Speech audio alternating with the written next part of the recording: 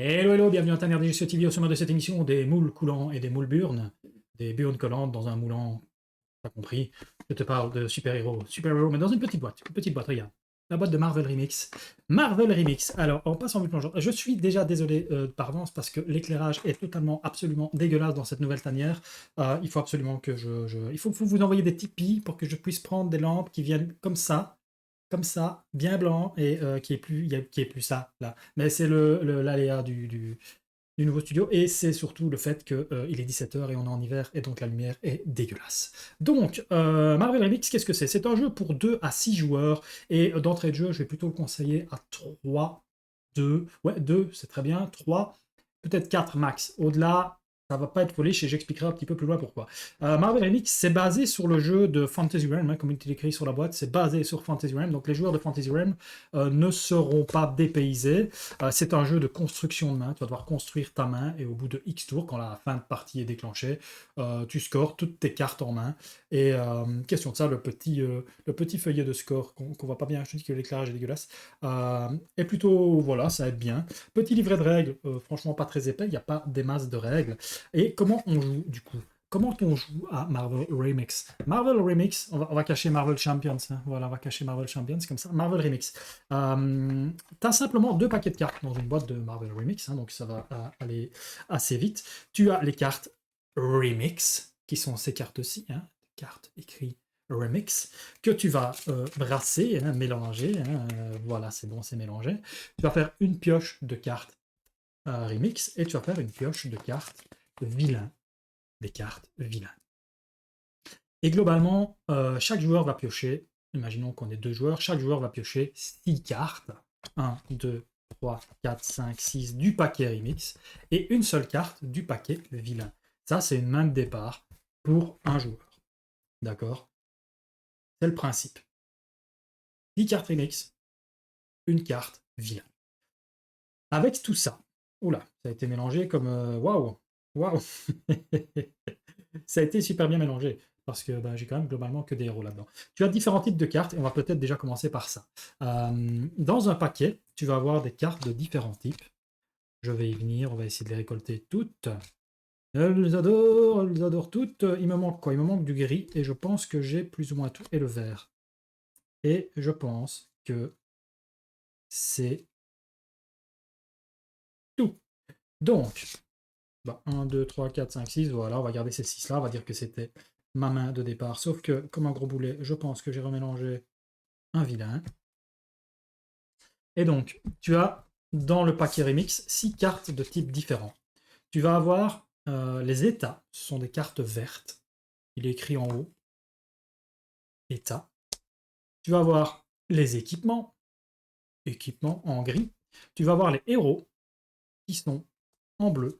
Tu vas avoir les manœuvres, qui sont en... c'est du rose. En jaune-orange, tu vas voir les lieux écrits là. Et enfin, tu vas voir les alliés en mauve. Et donc, le principe du jeu, comme je t'expliquais, c'est que tu vas devoir construire ta main. En fait, à chaque moment de la partie, tu vas avoir cette carte dans ta main.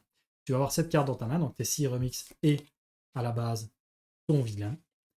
La particularité du jeu, c'est que pour scorer, tu vas être obligé, à la fin de la partie, d'avoir au minimum dans ta main vilain, qui viendra du paquet vilain, et un héros. Tout le reste, ça peut être n'importe quoi. Tu peux avoir que des vilains, donc tu peux avoir 6 vilains et un héros. Tant que tu as au moins un vilain et un héros, tu pourras scorer ta main. Ce qui ne marchera pas, c'est si tu n'as pas de héros, ou si tu n'as pas de vilain dans ta main. Là, tu ne pourras pas scorer. Tu auras une main de cette carte, mais elle ne sera pas scorable. Tu ne pourras pas la valider à la fin de la partie. Donc, il va falloir toujours garder à l'œil que tu dois avoir au moins un vilain et un héros. Donc, une carte rouge et une carte bleue dans ta main. À ton tour, c'est assez simple à jouer. Il y a 3 actions qui sont répertoriées dans le livret de règles autour d'un joueur. La première action, c'est de prendre la première carte de la pioche remix et de défausser une carte de ta main. La pioche remix, elle est là. Donc imaginons que je veux faire ça, j'analyse ma main, je prends une carte ici, elle m'intéresse ou pas. Si elle m'intéresse, je peux enlever n'importe quelle autre carte et la mettre dans la défausse commune. Ou tu peux même la défausser directement en te disant « Ouais, tout compte fait, elle ne m'intéresse pas » et tu la jettes dans la défausse commune. la défausse commune, elle est très importante parce que c'est aussi une des actions qu'on va pouvoir faire à notre tour. Donc imaginons que j'ai fait mon tour, les autres joueurs vont jouer, ça revient à moi, et j'ai une autre action, c'est prendre la carte de la pioche vilain, l'ajouter à ma main, et défausser une autre carte. Donc c'est exactement la même action que celle-ci, sauf que tu l'as fait sur le paquet vilain, et que tu peux à nouveau défausser directement la carte que tu viens de prendre. Donc imaginons que je fais ça, ah bah ouais, finalement, ce vilain-là, il est quand même mieux que celui que j'ai là, je vais défausser mon autre vilain, il m'arrange mieux dans mon deck. Ça, c'est la deuxième action. Donc première action, tu prends dans le paquet remix, t'en pioches une, tu défausses une carte de ta main, ça peut également être la carte que tu viens piocher. Exactement la même chose avec le paquet vilain, donc l'une ou l'autre. Et la dernière action que tu peux faire, en fait, c'est tout simplement d'aller te servir dans la défausse commune, et c'est exactement le même principe. Tu prends une carte de la défausse commune, donc tu dis finalement, ouais, ce vilain-là, il est pas mal, et je vais remettre mon vilain à moi. Et c'est globalement les 3 seules actions du jeu. Alors comment ça se passe pour terminer la partie? La fin de la partie, je vais te le dire tout simplement, la partie s'achève lorsqu'il y a 10 cartes dans la défausse commune. On additionne les forces de base et mes points de bonus. Le joueur avec le plus de points remporte la partie, la manche en tout cas. Et donc tu vas faire en plusieurs manches si tu veux. En tout cas, la partie est gagnée.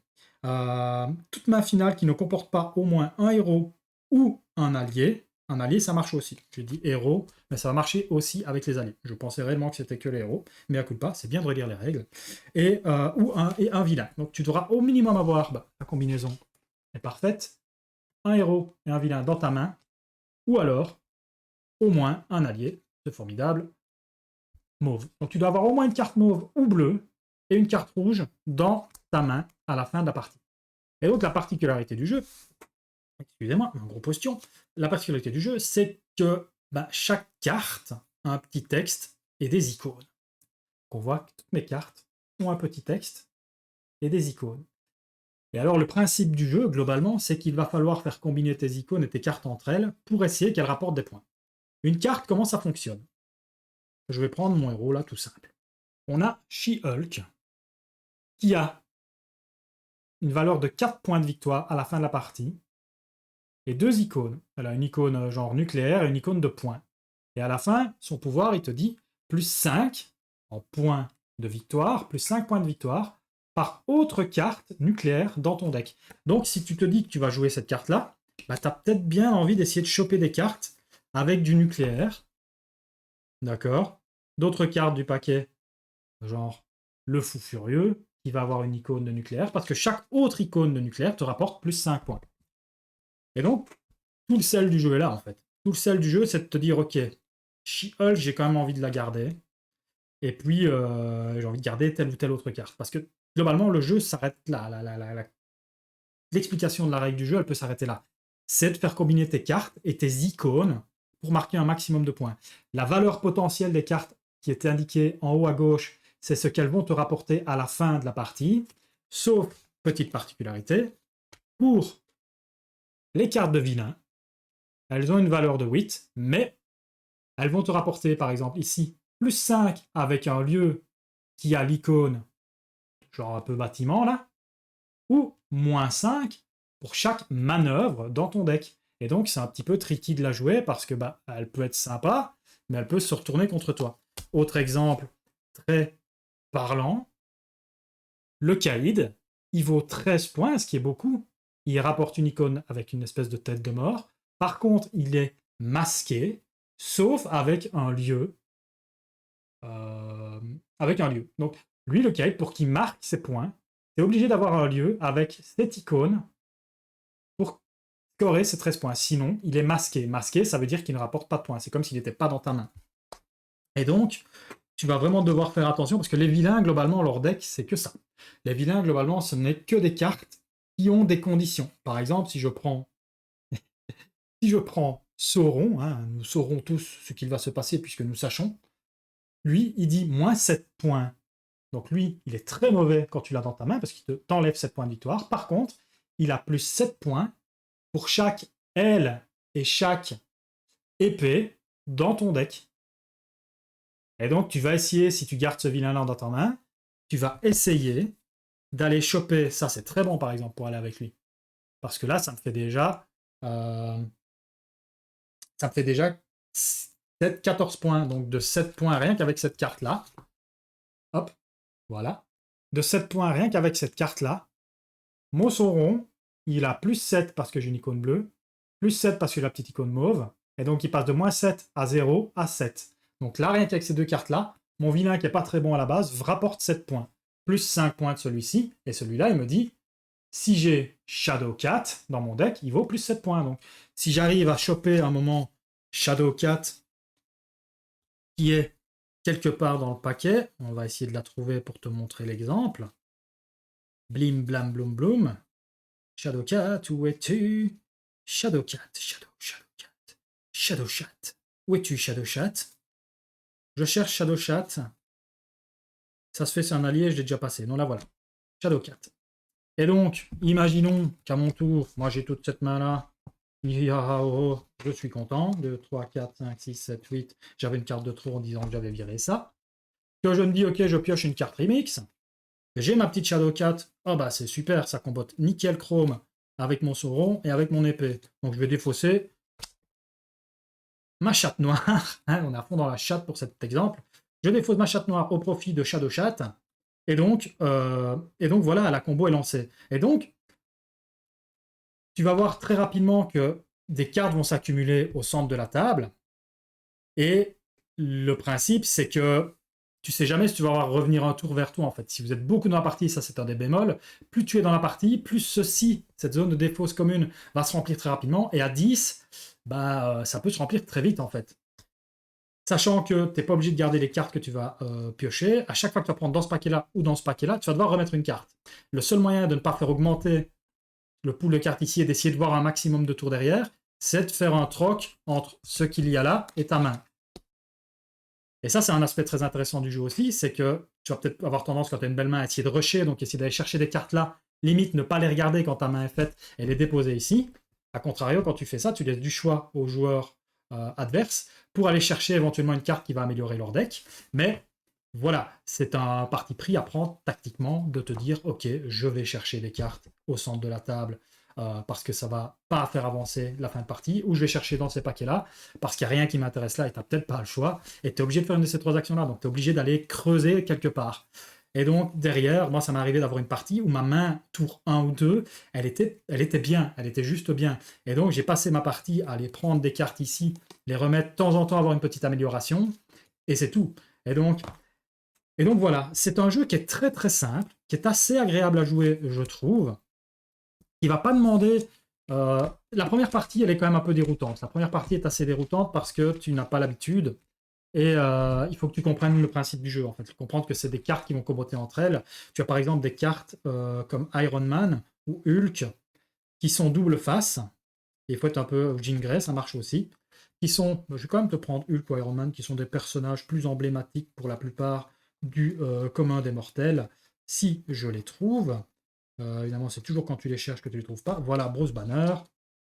Et donc, eux, par exemple, ils ont une double face. Et donc, quand tu les chopes de base, ils vont avoir, par exemple, ces deux icônes-là. Par contre, dès que j'ai un autre symbole nucléaire, il se retourne. Donc, il devient de Bruce Banner à Hulk. Donc, de 1 point, il m'en rapporte 13. Par contre, je suis toujours obligé d'avoir une autre icône nucléaire pour le garder en jeu. D'accord? Et donc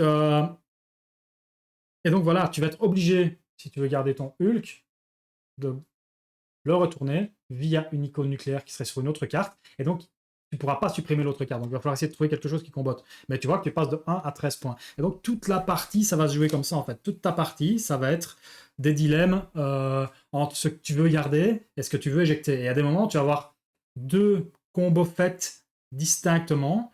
Et peut-être que tu vas pouvoir en garder qu'une, donc tu vas devoir essayer de sacrifier une au profit de l'autre, et c'est des choix qui sont assez déchirants tout le temps. Et ça, c'est plutôt sympa, je trouve. On va repasser en vue plongeante, parce qu'il n'y a pas grand-chose d'autre à dire sur Marvel Champions. C'est un jeu qui est très facile à jouer, c'est un jeu qui est assez agréable également. Et donc voilà, qu'est-ce qui fait que le jeu tourne bien? C'est que c'est facile dans les règles. Les règles sont très faciles, tu n'as que 3 choix. C'est prendre dans une des deux piles en piochant une carte, et puis remettre ça peut même être la carte que tu viens de piocher, donc c'est les deux mêmes actions sur deux paquets de piles différentes, c'est exactement la même chose. Bien te rappeler que tu es obligé d'avoir au moins un allié ou un héros et un vilain dans ton deck pour pouvoir marquer les points de ta main. Et globalement, c'est de gérer ta main du mieux que tu peux. Alors des fois, tu vas avoir une main complètement pourrie, des fois, tu vas avoir une main complètement faite d'entrée de jeu. Et donc, je trouve que le jeu est bien à 2 ou 3 joueurs. Parce qu'à 2 ou 3 joueurs, les 10 cartes au centre de la table ne vont pas être... elles vont pas arriver trop rapidement. À 6 joueurs, j'ai des gros doutes. Parce que peut-être qu'à un moment, tu vas changer une carte, tu vas peut-être faire 1 tour, 2 tours, 3, 4 si tu as du bol, parce que ça va aller très très vite. Et imaginons que tu termines un tour en te disant, ouais, j'espère que je vais revoir un tour, parce que là, c'est pas top, il faut vraiment que je puisse changer cette carte-là et éventuellement aller choper celle-là.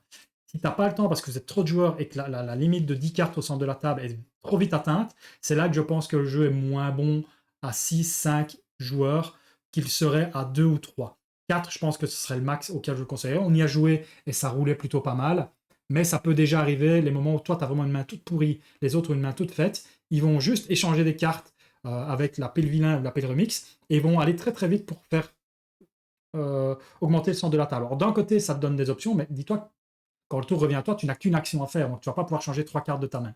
Donc c'est peut-être là que ça peut un peu bloquer. Donc je pense que le jeu est vraiment mieux calibré à 2 joueurs ou 3 joueurs. Je pense vraiment qu'il est plutôt sympa dans cette configuration-là. Autre chose que j'aime bien, c'est qu'au final, une fois que tu as chopé un peu le truc, c'est très visuel, c'est juste des icônes en fait à faire combiner entre elles et bien lire tes cartes, ça va assez vite. Et alors le petit feuillet de scoring est tout simple mais relativement efficace. Je vais te le remontrer en vue plongeante. C'est relativement simple. En fait, il va juste prendre tes 7 cartes et tu vas compter tes cartes par carte en fait. Et donc, ça, c'est super facile à faire parce que tu vas te retrouver avec ta main de 1, 2, 3, 4, 5, 6, 7. Hop, de 7 cartes. Imaginons qu'à la fin de la partie, je vais repasser à nouveau en vue plongeante, j'avais ces 7 cartes-là. Tout ce qui te reste à faire pour calculer ton score, en fait, c'est de faire carte par carte et de regarder les icônes au moment correspondant si c'est bon. Et donc voilà, on voit par exemple qu'ici, si je commande par le caïd, il vaut 13 points, sauf qu'il est masqué si sauf si j'ai un lieu avec une icône rose.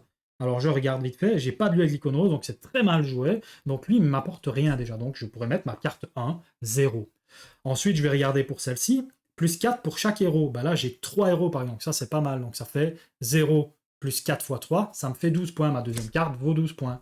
She-Hulk, elle me rapporte plus 1 par autre carte avec une icône nucléaire. On voit que j'ai mal joué, donc voilà, elle me rapporte rien, elle vaut que 4 points, etc., etc. Donc tu fais carte par carte, donc c'est très sympa, dans le sens où c'est pas trop prise de tête, en fait, tu as pas mal d'informations à prendre sur tes cartes, mais au final, ça se calcule très vite, et tu as cette espèce de, si tu fais pas les totaux tout de suite et que tu fais juste point, point, point, point, point, et que tu remplis tous les trucs, mais que tu fais les totaux à la fin, c'est pas mal, ça laisse un petit peu de suspense. Donc c'est assez sympa. Nous, la partie qu'on a fait avec mon pote Romu, je finis à 79 et il est à 82. Donc à 2 joueurs, ça c'est quand même pas mal tenu. Et c'était assez sympa parce que là, tu vois des cartes passer. Et donc voilà, c'est globalement à peu près tout.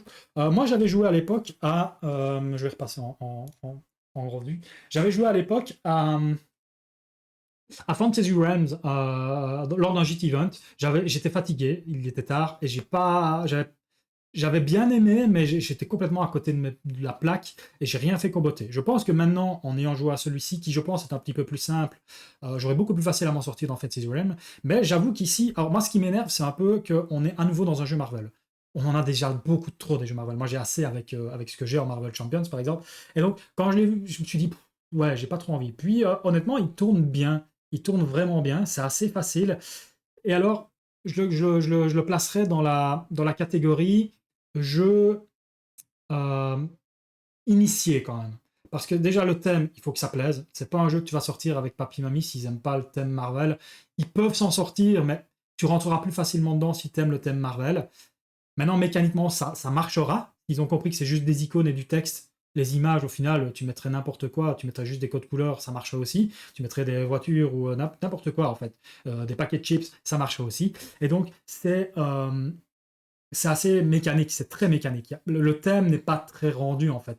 La seule chose thématique dans le jeu, c'est que, par exemple, si tu as le marteau Mjolnir et Thor, il va y avoir des combos entre eux, en fait. Il va te rapporter plus de points. Si tu as le Cérébro et le professeur Xavier. D'ailleurs, le Cérébro s'appelle le Cérébra. Je ne savais pas que le Cérébra s'appelait Cérébra en français. Je ne sais pas si c'est une erreur, mais ils appellent ça Cerebra dans le jeu. Je ne sais pas pourquoi. Donc voilà, c'est juste des cartes à faire combiner. C'est très mécanique. Niveau du thème, ça aurait pu être n'importe quoi. Je sais par mes amis qui ont joué au Star Realms, mais la version, au Fantasy Realms de la version Star Trek, qui ont été très déçus. Je pense que celui-ci tient vachement mieux la route. Il est beaucoup plus simple à jouer. Il est facile à calculer au niveau du scoring. C'est pas des scores qui peuvent faire 450 à 230. Ça reste concentré. Tu peux monter quand même à 100, 120. Je pense qu'on a fait des parties, on était monté à 120 quand on a fait nos parties à 4.